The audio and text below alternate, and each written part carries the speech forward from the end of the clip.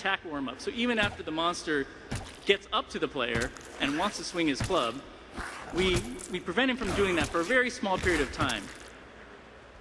And we also add a run-stop movement. So even when the monster is running directly at the player, we force him to stop occasionally. So as you can see, this player is actually able to really create some space, kind of micro these guys a little bit more, and really we reward the player for moving. We reward the player for playing an action game. So layering on top of that a little bit, some other stuff that we can do. We can add a taunt, so you look at some of the guys in the back are kind of slamming their clubs or raising their shields. Gives a little bit of an opportunity for us to give them character. Also, we introduced the concept of running near the player as opposed to directly at them.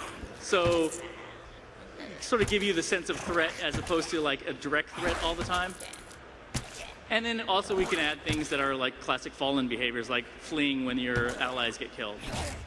So let's put this all together in a more realistic game situation. Here's the Demon Hunter again, except we've given her Entangling Shot, we've given her Multi-Shot, and put also a ton of Fallen on the other side. And you can see the player's able to create some space. The player's able to really control the situation. I mean, she feels awesome. This feels awesome for the player. This is really what we want out of the Diablo combat experience.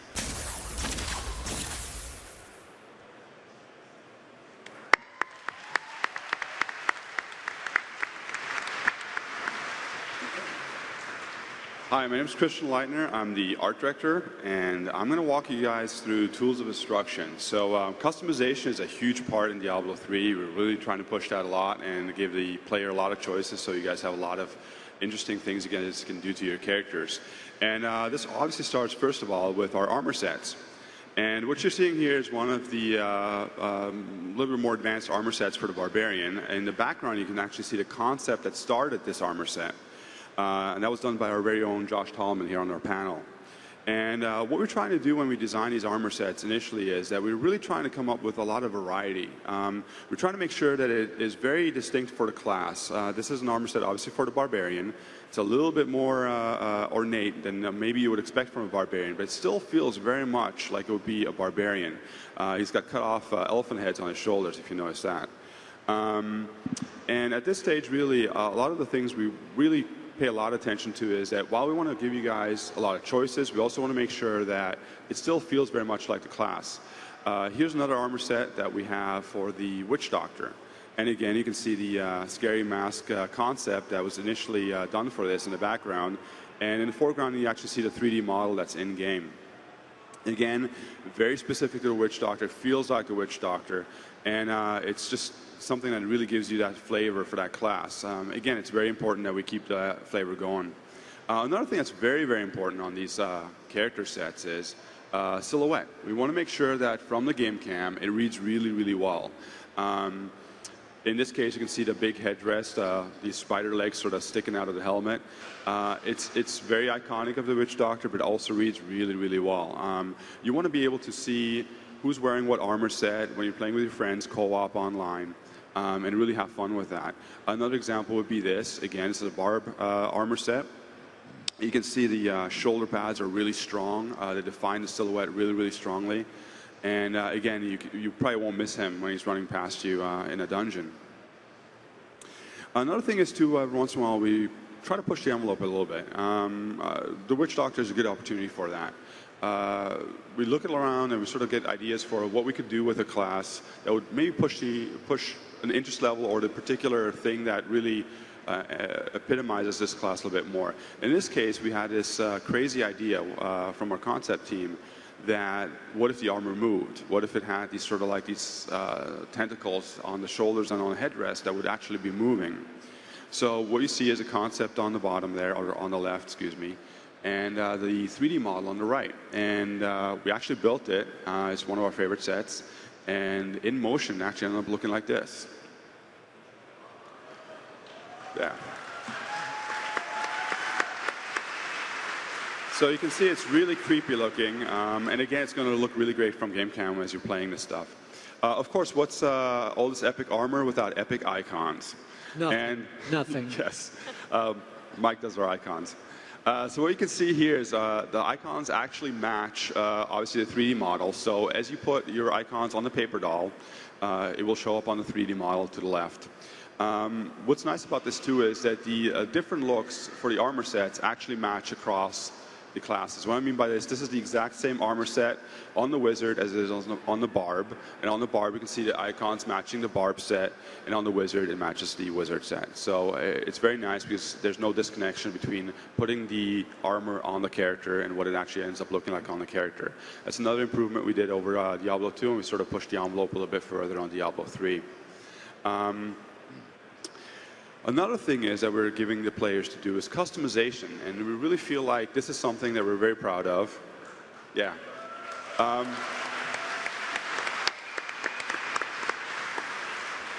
We want to give you guys as many choices as possible. In this particular case, you see the female wizard. On every armor set, you're going to have a slot that you can dye to a color that you prefer. The dyes you can pick up in the world, either craft or buy, or maybe loot drops. Now, the interesting thing about this, too, is that some dyes are more rare than others. So in this case, you probably could get like maybe a crimson red that is very hard to get, and dye your armor set that way, and it'll really sort of let you show off the thing you got going there. And that's also nice to play in co-op, or even if you're doing PvP. Last but not least, weapons progressions. And here you have a concept on the top. We're showing the one-handed axe going from very, very simple to a little bit more ornate and fantastical. And usually what we're really considering about this is on the bottom you see the 3D models that match those concepts. What's important to us at this stage is that all the way on the most simple axe, that it reads as a very simple axe. There's not a lot going on. And then as you progress further and further, it feels like you're really upgrading this axe. You're really getting more power and more bang for your buck. In between the choices, we're not so worried about progression necessarily. Mainly what we're worried about at that stage is to make sure that it feels interesting and varied, so that as you're leveling up throughout the game, you have a choice to sort of try out different things and see if they're fun and if they feel right, and even to see if they match your armor set maybe, or things like that. The other thing about these axes or the weapons in Diablo 3 is that we make sure they're themed, and we sort of have a penchant for trying to make sure that maybe they look a little bit more evil or maybe a little bit more nice, and really want to give you guys a lot of bang for your buck when it comes to that. And we do this for all the armor. Like I said, this is just the one-handed axe as an example. And that pretty much puts us to crafting with Jay. Thanks.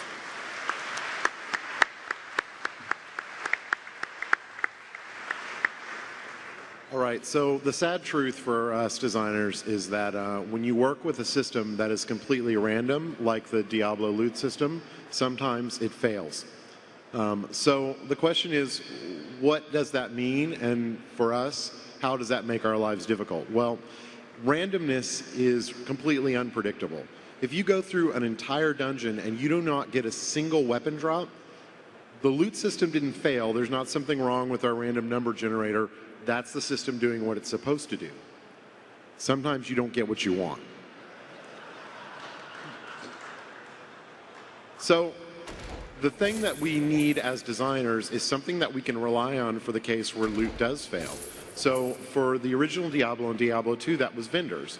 If you didn't get a good weapon or a good pair of boots, you could always go to a vendor and see what they had, and they would have something that is good enough, better than what you've gotten in the world, that can kind of fill in the gaps. We don't care if the player gets like really awesome loot, like, you know, if they get a streak and, you know, jackpot, that's great. But if they don't get good loot at all, that actually can make the game overly difficult and not fun, especially early on. So the purpose of our crafting system is really artisans are vendors 2.0. We looked at them and felt like we could do a lot more with them, that we could have a lot more robust system than just filling in the gaps. So I'm going to introduce you to all of our artisans. This is the Mystic. So the Mystic crafts wands, staves, and other kinds of magic items. She can also enchant items, and she can identify items. So, and then our next one is the Blacksmith, which we've kind of shown before. He crafts armors and weaponry, adds gem sockets. So basically, if you have an item that doesn't have the ability to put gems in it, he can actually add sockets to it so that you can. And repairs items. And now that you've seen kind of two of them, also it's good to point out that when we created these characters, we were really focused on making real people. You know, they're not. We tried to not make them generic. They're very distinct. They have strong personalities, and they have a lot of opinions about the world they're in, how they view, you know, Sanctuary, how they view you and your actions. So it's just one more example how, even in small ways, everything we touch, we try to permeate the game with story. So, and this is a great example. The jeweler, a greedy old man, he crafts rings and amulets, combines gems together, and can desocket gems. Basically, he can take an item that has gems in it, and for a small fee, he can pull the gems out of it. So, and that preserves the gems and the items. So you can always feel free to socket your gems in your items and use them. Was one of the things we loved, the idea of kind of combining gems together and collecting them. That was really prominent with Diablo 2 gameplay, but we didn't like that it made you not want to use your gems. So we want you to use your gems, but we also want you to collect them and upgrade them. That's also why the jeweler can combine gems and make higher quality ones. So exactly how many gems? A lot.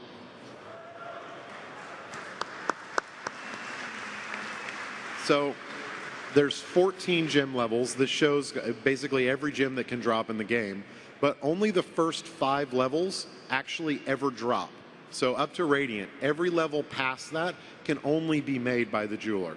And he does that by combining those smaller gems together. So getting those extremely high-level gems is definitely achievement. Good luck. Okay, now that Jay introduced you all to the artisans, we're going to talk a little bit about how we interact with them with the interface. Now, as an interface designer, as much as I would love to believe you guys are going to pick up Diablo 3 to gaze lovingly at the interface, I know that is not the case. You guys are there to kill stuff and to enjoy the action.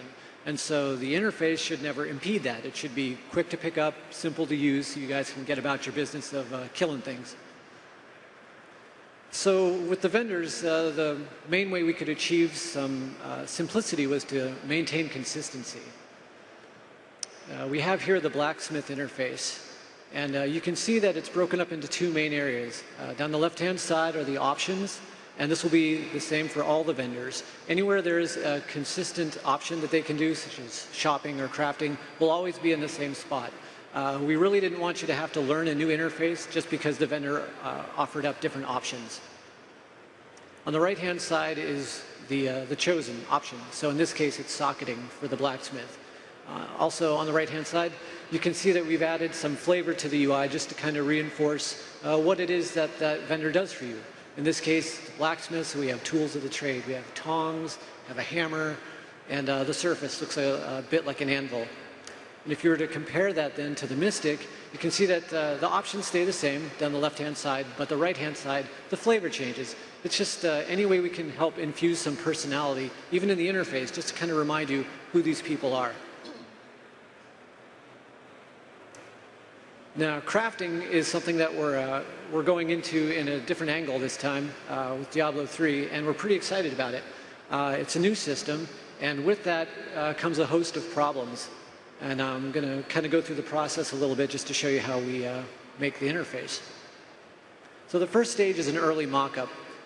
What you see here never made it in-game for any kind of testing, but it helps to sit down with design and go over stuff and make sure that it's hitting all the information points that they want to get across to the player. So you can see there's the listing, there's a picture of the item. Next to it are all the material requirements. The crafting button shows you the time, the cost, and at the very bottom we wanted to have a queue so you could do multiple items at once.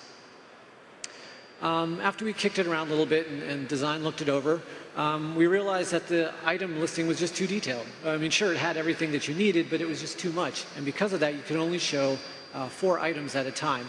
And we really found out that through playtesting, people don't like scrolling and they don't like paging, if at all possible.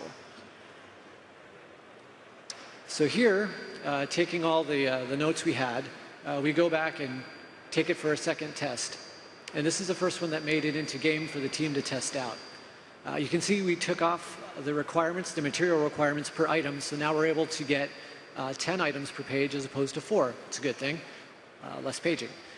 The queue is still down at the bottom, and we thought it would be awesome to have this big tooltip in the middle that gave you all the information you wanted, and that's great and all. It does what we wanted, but from playtesting, it just came back, the feedback was